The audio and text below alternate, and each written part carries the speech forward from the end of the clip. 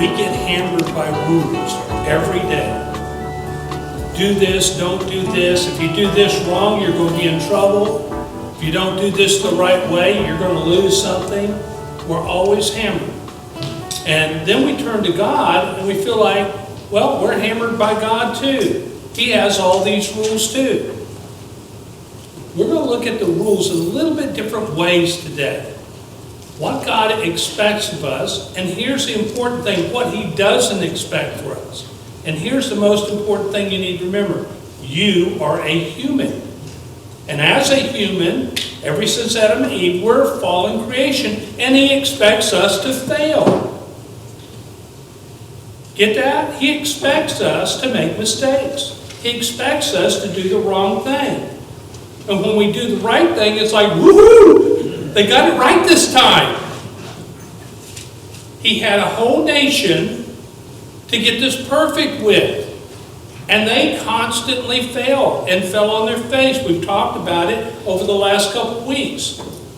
Their failure at the food, the failure at the water, demanding from God what He needs to do.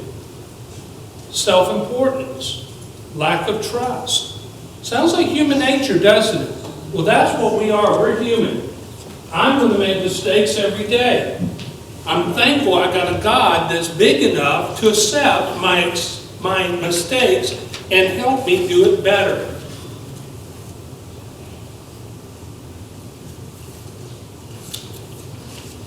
Go to my first picture there. Mosaic Law, Exodus 20 through 31, 12 chapters. See, when we think of the law, what do we think of? The Ten Commandments. The Ten Commandments was the smallest part of the law.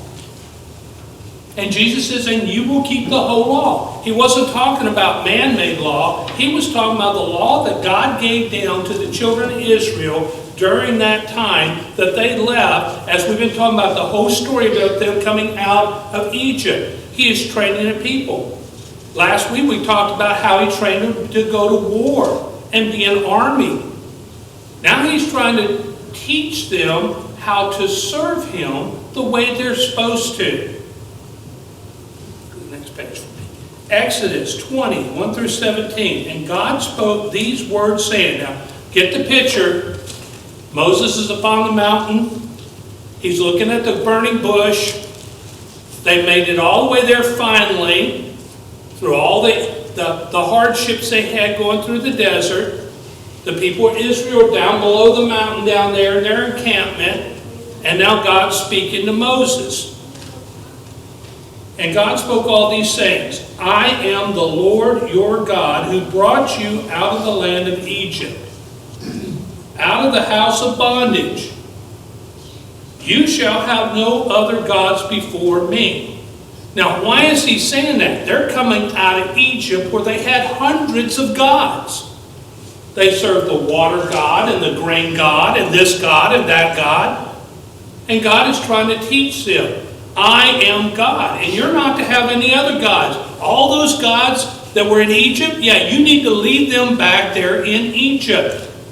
I'm your God here. I'm the one that's brought you here. You need to listen to me.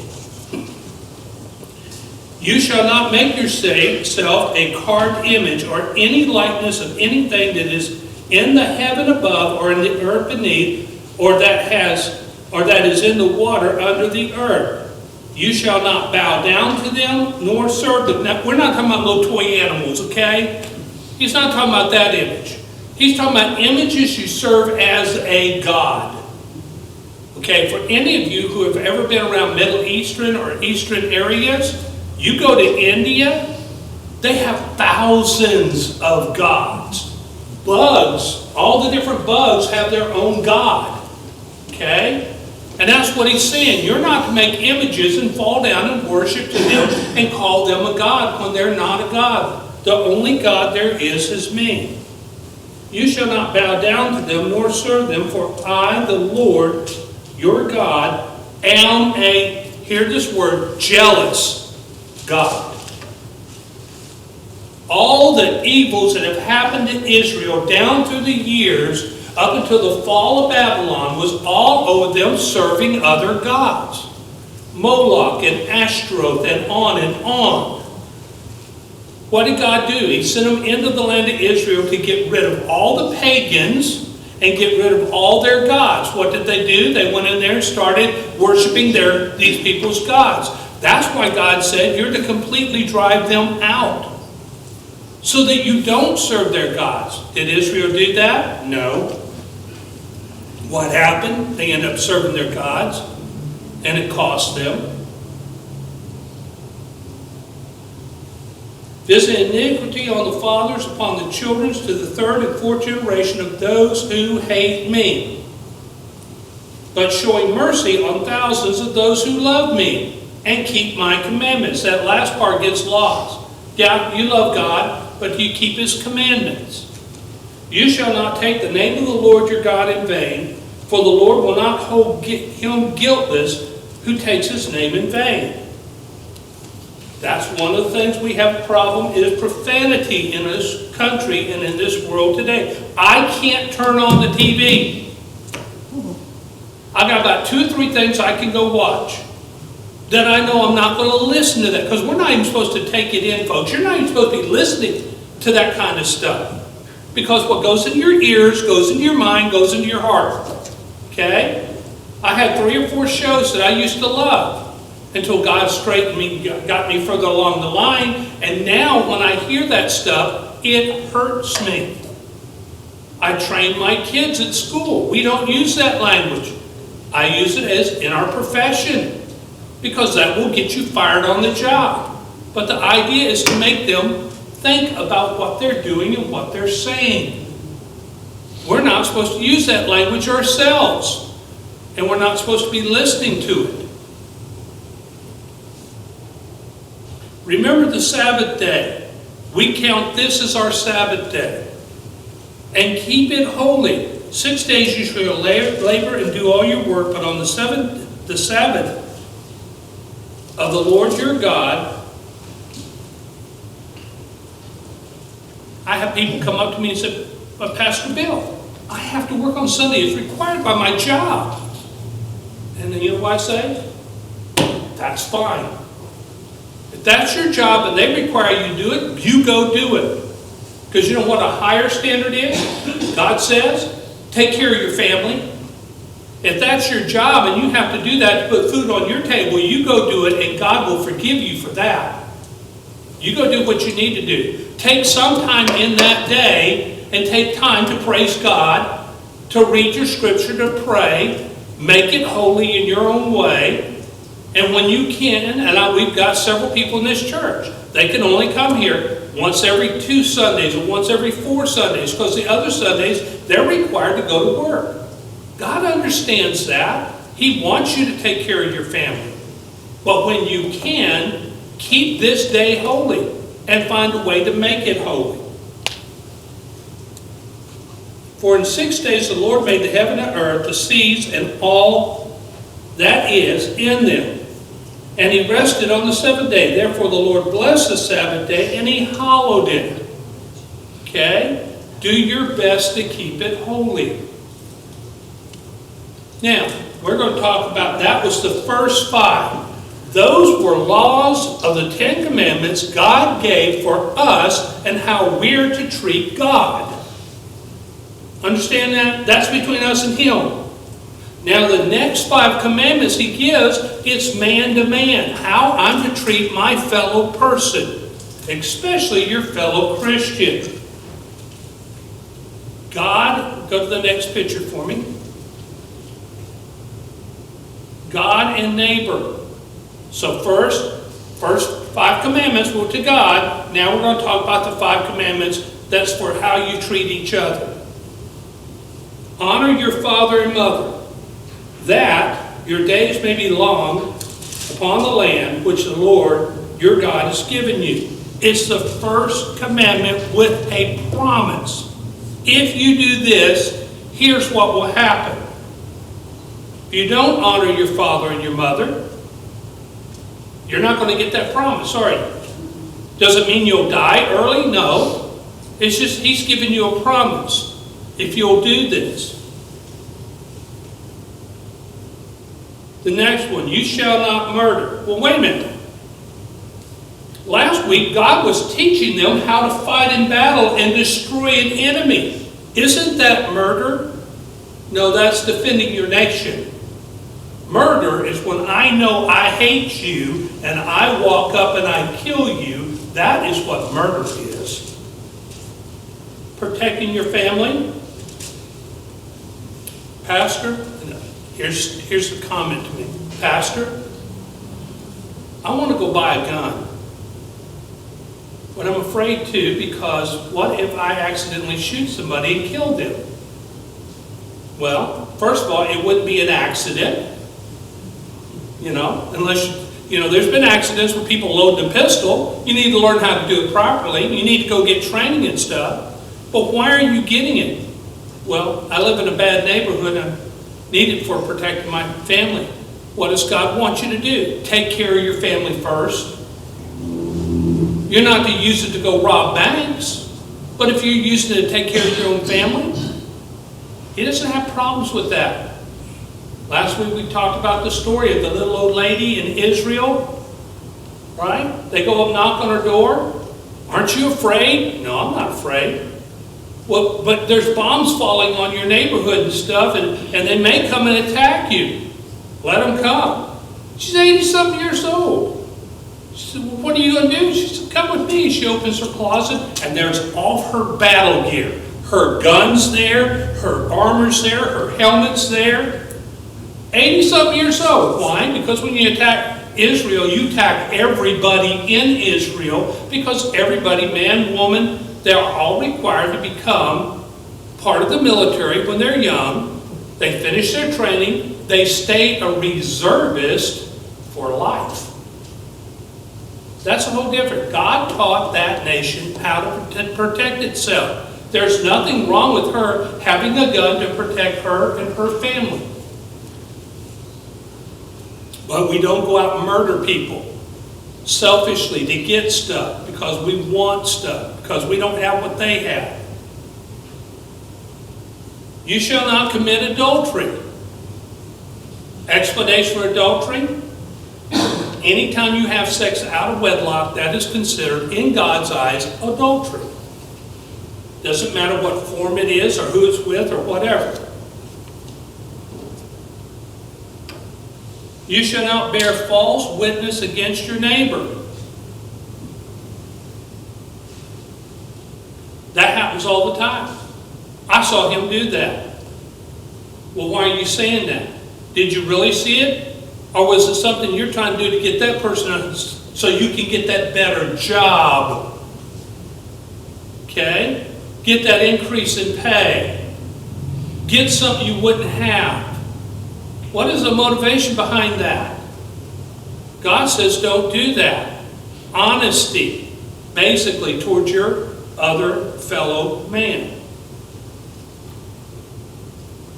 You shall not covet your neighbor's house, nor shall you covet your neighbor's wife, nor his male servant, nor his female servant, nor his ox, nor his donkey, nor anything your neighbor has. You know what coveting is? If I see it and say, "Boy, I wish I had that." And then in your mind you start trying to figure out ways that you can get what they've got. Okay? You know what my biggest sin, one of my sins are? Driving down the road, Porsche 911 passes me.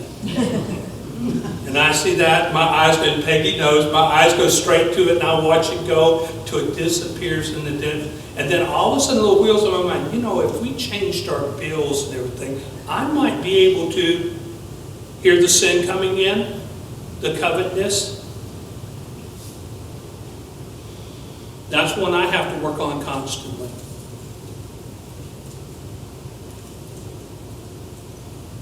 Now all the people witnessed the thunderings and the lightnings and the sound of the trumpets on the mountain, and the mountain smoking.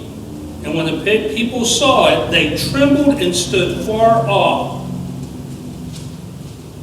Now hear this. Then they said to Moses, you speak with us, and we will hear.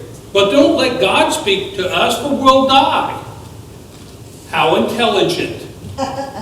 They fear God. God has done enough with these people that they finally understand who and what He is, and they're afraid of Him. You know, fear increases intelligence. Lack of fear sometimes shows stupidity. If you're not afraid of fire, and you stick your hand in fire and it burns you, are you afraid of fire then? Yeah. Okay. So you've learned something. And now guess what? There's a little bit of fear about that. You know what my big one is? Electricity. Okay. I'm scared of electricity. I got zapped a couple times. It only took me a couple times. I mean, remember being a little kid and sticking something in that wall socket and pow! It only took one time to get my attention. I didn't like electricity after that. I'm very careful around electricity. God says you need to be careful around me too. Here's my commandments. And Moses said to the people, do not fear, for God has come to test you, that His fear may be before you, so that you may not sin. Why do people sin? They're not afraid of God.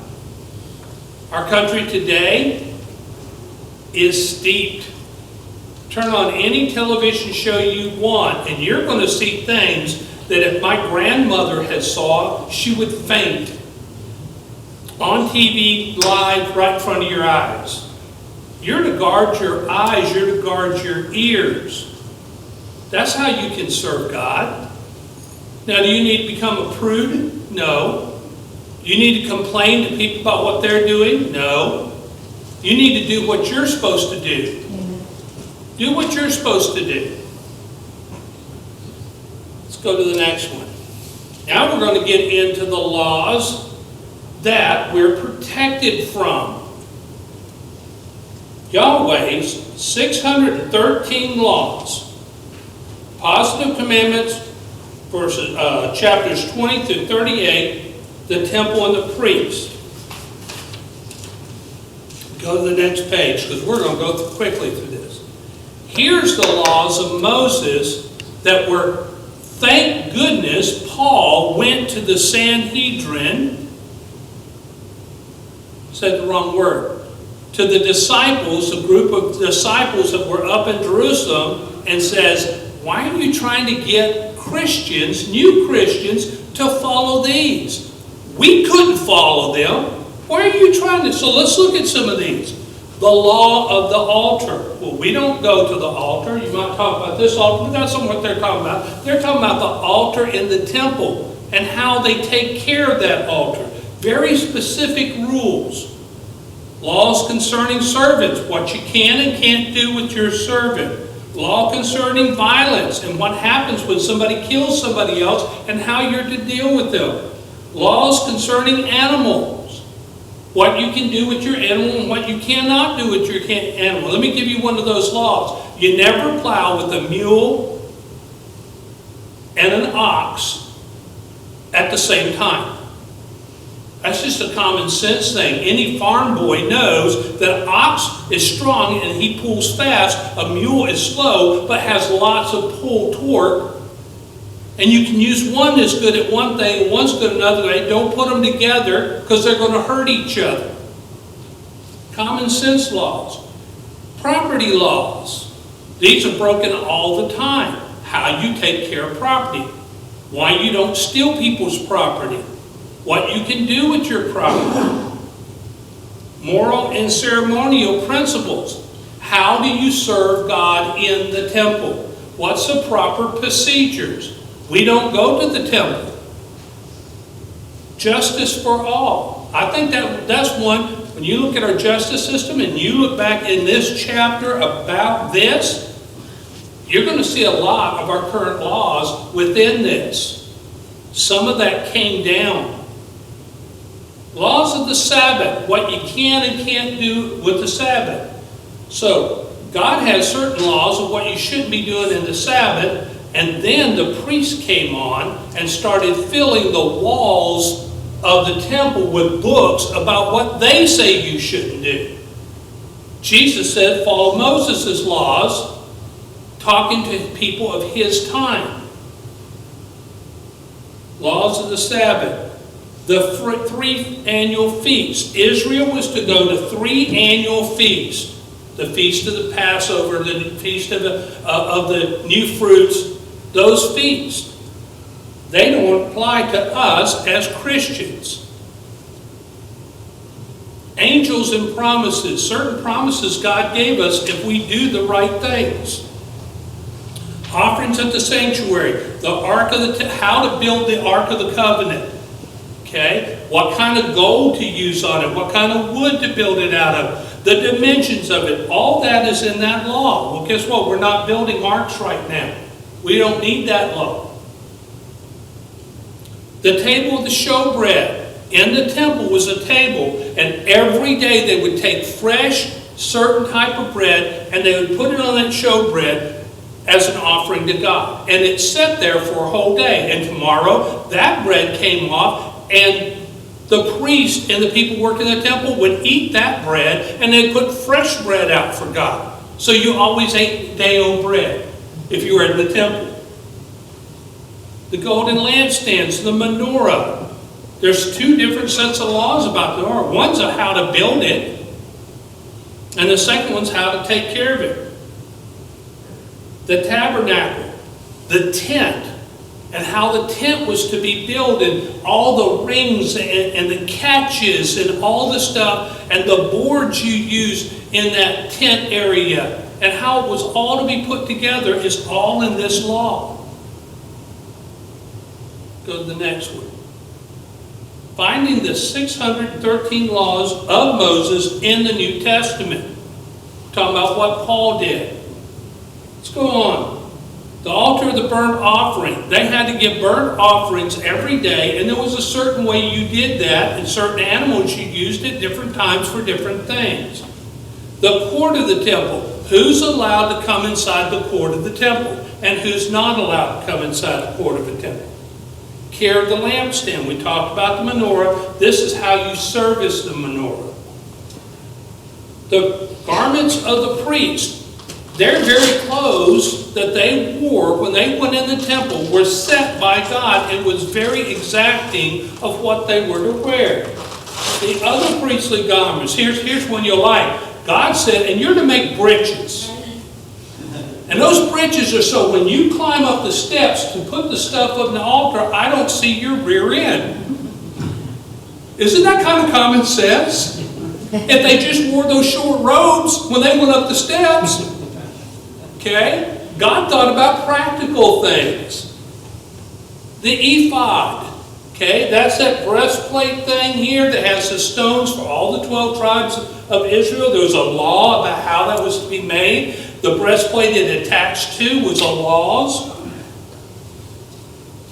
Aaron and his son's consecration. When the first set of priests were consecrated, there were certain rules that God wanted them to do to make them to where they could serve at the altar. The daily offering.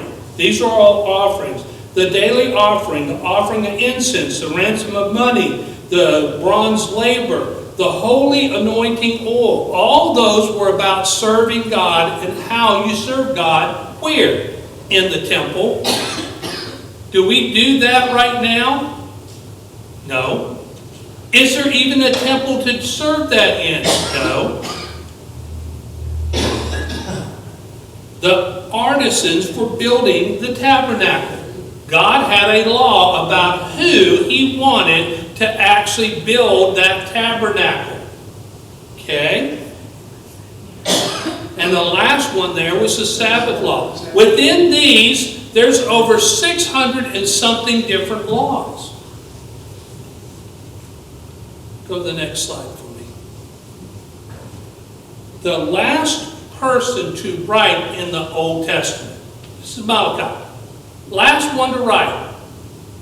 Here's what he had to say. Remember the law of Moses my servant, which I commanded him in Horeb for all Israel with the statutes and the judgments.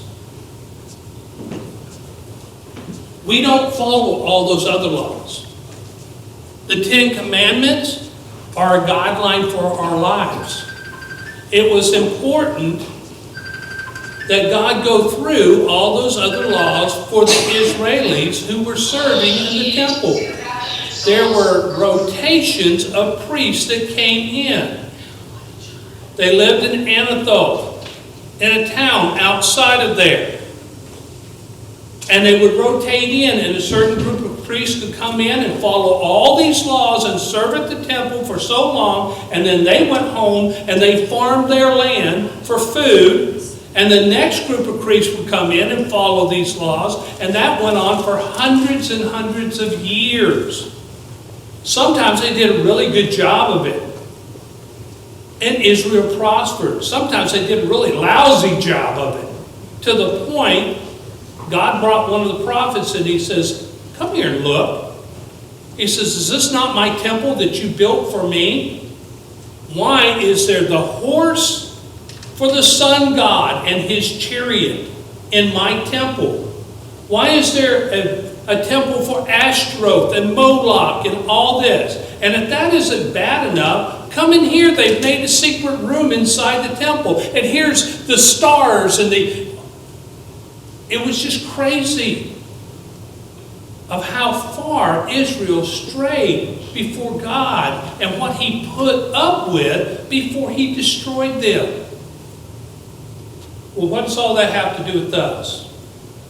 Christian, you accepted what Jesus said. If you love me, follow my commandments. If you love me, follow my commandments. We don't follow all 613 commandments. But the 10 commandments, that's a guide for our lives. If you're not following those 10 commandments and you're having a hard time in your life, you need to be looking at your life.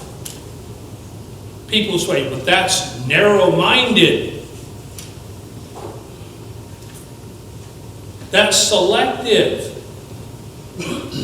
That's kind of bigotry for you to try to put your rules on me." And my answer to that always is, they're not my rules. This ain't your preacher telling you this. This is what Jesus said. If you love me, you will follow my commandments. And he didn't mean all 600 and something of the commandments. He said my commandments. And what did he repeat? The 10 commandments. How you treat your fellow man. Love your neighbor as yourself. Well, guess what? That's the 10 commandments. That's especially the last 5. Do you love God? Simple question. How do I know you love God? Are you following his commandments? Is that for me to judge? No. That's between you and God. You can look at your life and you can see where your life's at, what you're doing. Are you serving God? Is your life going in the direction you want to go? And then look at the commandments and go through them one by one. If you want to, check them off. Am I following Jesus' commandments that he told me, if you love me, you will do this? He gave us a couple other little things to do. The Lord's Supper, going out and preaching his name. Those are the things that we're supposed to be doing. But first he says, do you love me? He had to say Peter, when he had risen from the dead, and there on the seashore, he looked at Peter and he says, "Peter, do you love me?" Peter says, "Of course, Lord, I love you. You know I love you." A couple minutes later, Jesus looked at him. "Peter, do you love me?" Peter was grieved. "You've asked me 2 times if I love you. You know I love you. Then why aren't you here? Why aren't you in Jerusalem taking care of the church like you're supposed to be doing? Why aren't you doing the things you're supposed to be doing, following my commandments, being where you're supposed to be? Why are you here fishing instead of being where I put you, doing what you're supposed to be doing?" A couple minutes later, looked at Peter again.